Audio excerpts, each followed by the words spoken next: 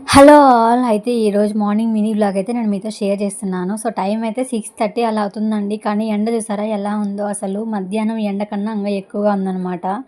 So, నేనైతే ఇంకా మొన్న రీసెంట్‌గా ఊరెళ్ళినప్పుడు మా అత్త అయితే ఇచ్చి పంపించిందనమాట. ఉలవ పప్పు అనేసి. ఇంక దాంతో అయితే పప్పు చేద్దామని అయితే చేస్తా ఉన్నాను. నేనైతే ఫస్ట్ టైం చేస్తున్నాను. ఇంతకుముందు ఎప్పుడు చేయలేదు.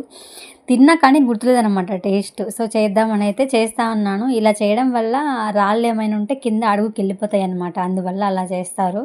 సో, నేను ఇంకా మామూలుగా మనం రెగ్యులర్‌గా చేసుకునే పప్పులానే అనమాట. ఇంకా అన్నీ వేసేసి కుక్కర్ అయితే విజిల్ పెట్టేశాను. ఒక 7, 8 విజిల్ వరకు పెట్టానండి. కొంచెం ఎక్కువ ఉడకనివ్వాలనమాట.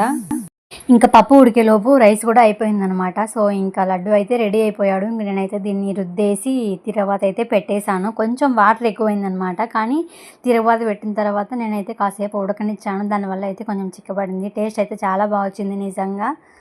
లంచ్‌కైతే ఇదే పెట్టేశాను.